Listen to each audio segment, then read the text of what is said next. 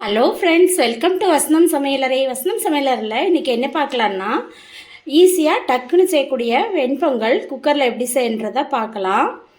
அதுக்கு தேவையான பொருட்கள் ஃபஸ்ட்டு ஒரு டம்ளர் பச்சரிசினா ஒரு டம்ளர் பாசி பருப்பு. இந்த ரெண்டையும் கலந்து ஈவனாக எடுத்துக்கோங்க. ரெண்டையும் நல்லா கழுவிட்டு 3 விசில் விட்டு குக்கரில் இறக்கி எடுத்துக்கலாம். பார்த்திங்கன்னா நான் சின்ன டம்ளரில் இன்றைக்கி ஒரு டம்ளர் பாசி பருப்பு, ஒரு டம்ளர் பச்சரிசி எடுத்திருக்கேன். இது ரெண்டையும் நல்லா கழுவிட்டு 3 விசில் விட்டு எடுத்துக்கலாம். தண்ணி சேர்க்குறது பார்த்திங்கன்னா பொங்கலுக்கு ஒரு டம்ளருக்கு 3.5 டம்ளர் தண்ணி சேர்த்துக்கோங்க. அதே போல் ஒரு படியில் எடுக்கிறீங்க அப்படின்னா ஒரு படிக்கு 3.5 படி, அந்த அளவில் ரேஷியோ எடுத்துக்கிட்டிங்கன்னா கரெக்டாக வரும் பொங்கலுக்கு. இப்போ இதை கழுவி எடுத்துக்கலாம். 3 விசில் விட்டு இறக்கலாம்.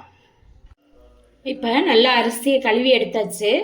இந்த பொங்கல் 2 டம்ளருக்கு தேவையானதுக்கு சால்ட்டை போட்டு குக்கர் வெயிட் போட்டு மூடி வச்சிடலாம். ஒரு 3 நிமிஷம் ஒரு 3 விசில் விட்டு இறக்கி எடுத்துக்கலாம். இப்போ பொங்கலுக்கு தாளிக்கிறதுக்கு ரெடி பண்ணிக்கலாம். அதுக்கு ஒரு சூடான கடாயை வச்சுக்கோங்க.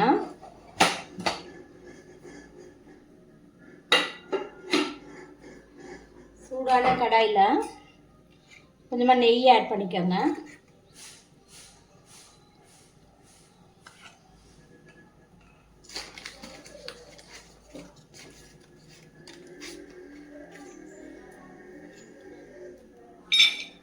நெய் ஆட் பண்ணிவிட்டு கொஞ்சமாக முந்திரி ஆட் பண்ணிக்கலாம்.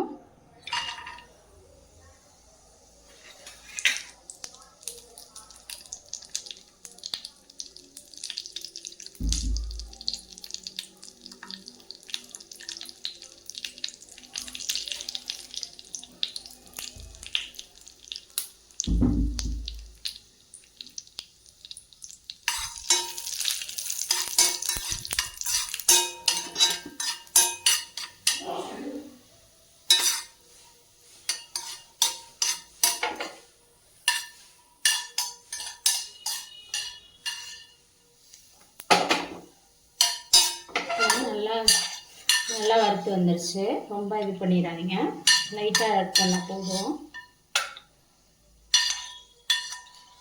சிம்மில் வச்சுக்கோங்க.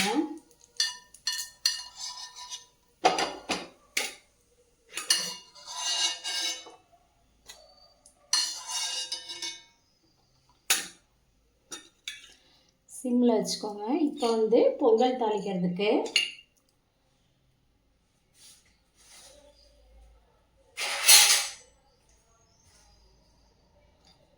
ஒரு 10 மிளகு போல் எடுத்துக்கலாம். இது கொஞ்சம் தெறிக்கும், தள்ளி நின்றுக்குங்க, மிளகு வெடிக்கும்.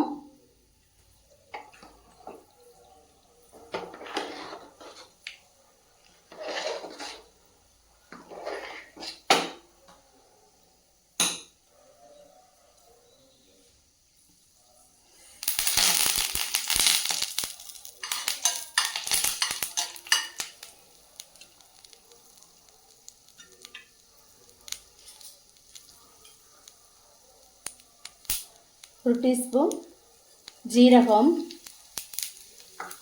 ஜீரகத்தை ஆட் பண்ணி நல்லா கலந்து விடுங்க. சிம்மிலேயே அடுப்பை சிம்மிலேயே வச்சுக்கோங்க.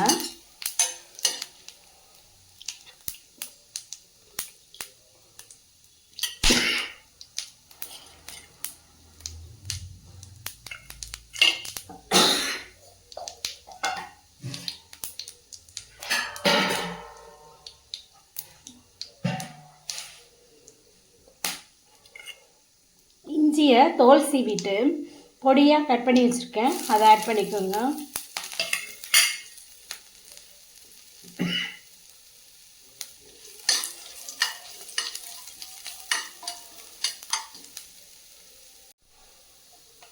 நெய் வேணும்னா இன்னும் கூட ஒரு டீஸ்பூன் கூட ஆட் பண்ணிக்கோங்க.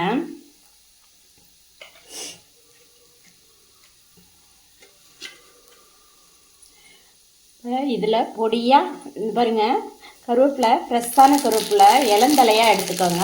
ரொம்ப முத்தலாக எடுக்காமல் அரிசி ஆட் பண்ணிக்கோங்க.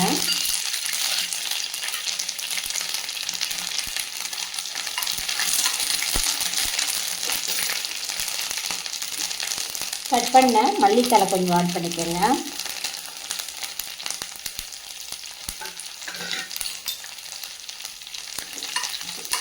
ஸ்டவ் ஆஃப் பண்ணிடுங்க.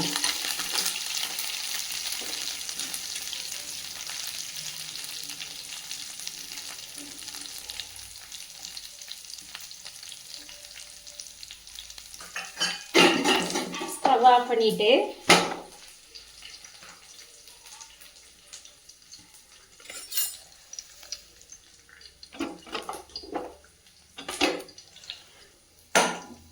தாளிச்ச கருவேப்பிலை எல்லாத்தையுமே இதில் ஆட் பண்ணிக்கலாம்.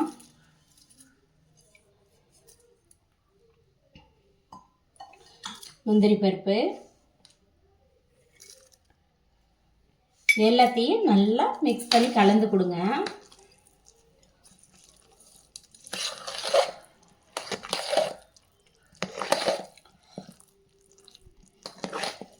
பொங்கல் வந்து கொஞ்சம் கொலகொலப்பாக வச்சிங்கன்னா தான் கொஞ்சம் ஆறுனோன்னு ரொம்ப இறுகிடும். இந்த ஸ்டேஜ் கரெக்டான ஸ்டேஜ். இங்கே பாருங்கள், இது போல் இருந்ததுன்னா கரெக்டாக சாப்பிட்றப்ப கரெக்டாக இருக்கும் கண்டிஜன்ஸு.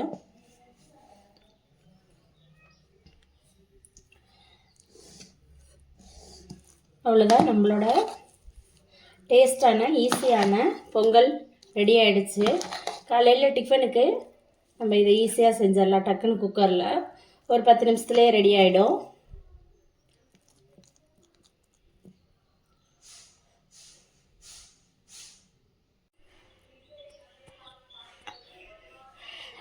இந்த ஈஸியான வெண்பொங்கலை செஞ்சு பாருங்கள். செஞ்சு பார்த்துட்டு வசந்தம் சமையலறையை சப்ஸ்கிரைப் பண்ணுங்கள்.